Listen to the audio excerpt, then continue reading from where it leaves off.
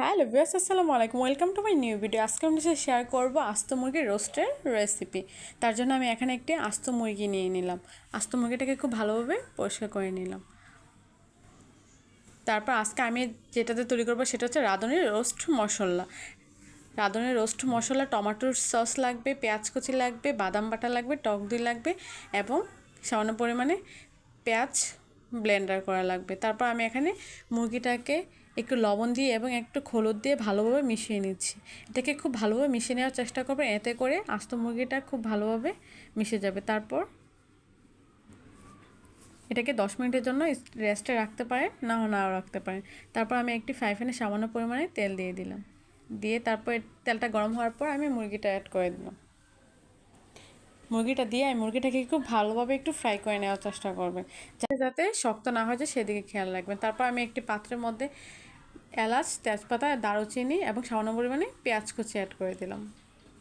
পেঁয়াজ কুচিগুলো একটু লাল হওয়ার পর আমি এখানে সামান্য পরিমাণে পেঁয়াজ বাটা অ্যাড করে দেব। এখানে আমি 1 কাপ পরিমাণ পেঁয়াজ বাটা অ্যাড করে দিলাম। পেঁয়াজ বাটা অ্যাড করার পর এগুলোকে একটু ভালোভাবে টেলে নিব। ভালোভাবে একটু ফ্রাই করে নেওয়ার পর সামান্য পরিমাণে লবণ অ্যাড করে দিলাম। ভালোভাবে ফ্রাই করে নিলে এতে করে পেঁয়াজের বাজে স্মেলটা চলে যাবে। এখানে আমি 1 টেবিল চামচ পরিমাণ রসুন বাটা এবং 1 টেবিল চামচ পরিমাণ আদা বাটা দিয়ে দিলাম।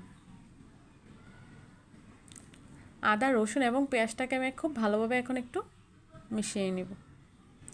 আমার যে বাদাম বাটা এবং টক দইটা ছিল সেটাকে আমি একসাথে একটু মিশিয়ে নিচ্ছি। মিশানো হয়ে গেলে এটা আমি এখন এখানে অ্যাড করে দিব। বাদাম বাটা এবং টক দইটা পানি ছেঁকে নেওয়ার চেষ্টা করবেন। টক দইয়ের মধ্যে যদি পানি থাকে তাহলে এটা একটু ধলা ধলা হয়ে যাবে, তার জন্য পানিটা ছেঁকে তারপর টক দইটা দেওয়ার চেষ্টা করবেন। তারপর আমি এটাকে একটু কষিয়ে নেওয়ার সামান্য পরিমাণে লাল মরিচের গুঁড়া অ্যাড করে দিলাম এবং 1/2 টেবিল চামচের মতো ধনিয়া গুঁড়া অ্যাড করে দিলাম এবং 1 টেবিল চামচের মতো রাঁধুনি রোস্ট মশলা অ্যাড করে দেব। অ্যাড করে আমি খুব ভালোভাবে এটাকে কষিয়ে নেব।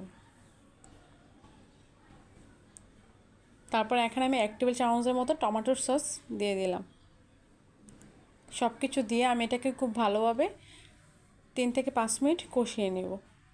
তারপর এখানে আমি আমার আস্ত মুরগিটা দিয়ে দিলাম। দেখতেই পাচ্ছেন যে আমি আস্ত মুরগির বুকের অংশটাকে একটু হালকাভাবে একটু কেটে দিয়েছি, এতে করে আমাদের মশলাটা একদম ভিতর পর্যন্ত যাবে, খেতেও খুব ভালো লাগবে। তারপর মুরগিটাকে দিয়ে আমি খুব ভালোভাবে একটু কষিয়ে নেব। সামান্য পরিমাণে দুধ দিয়ে এটাকে আমি আরও একটু 5 মিনিট কষিয়ে নেব। এই যে দেখতে পাচ্ছেন জালে জালে আমার মুরগির রোস্টটা কত সুন্দর একটা কালার চলে এসেছে, তেলটা উপরে চলে এসেছে। এবং এই পর্যায়ে আমি ঘি অ্যাড করে দিলাম। এখন পরিবেশন করার পালা। দেখতেই পাচ্ছেন যে আমি কত সুন্দরভাবে আমার রোস্টটাকে আমি পরিবেশন করেছি।